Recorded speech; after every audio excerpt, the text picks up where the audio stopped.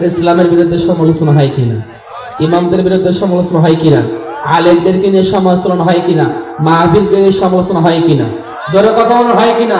আল্লাহর কসম, যদি কেউ সমালোচনা লিপ্ত হয়, চকলখুরি করে, গীবত করে, অন্যায় করে, এই অন্যায়টা যদি করে, কাল কিয়ামতের দিন তারা ওই জাহান্নামীদের সঙ্গে ওই সাকর নামে জাহান্নামে থাকবে। কথা বলেন ঠিক কিনা?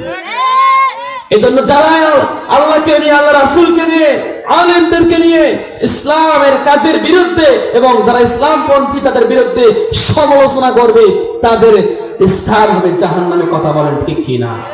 এই জন্য মুসলমান বন্ধুগণ, সমালোচনা করা যাবে না, ইসলামের পক্ষে থাকতে হবে, বিপক্ষে যাওয়া যাবে না।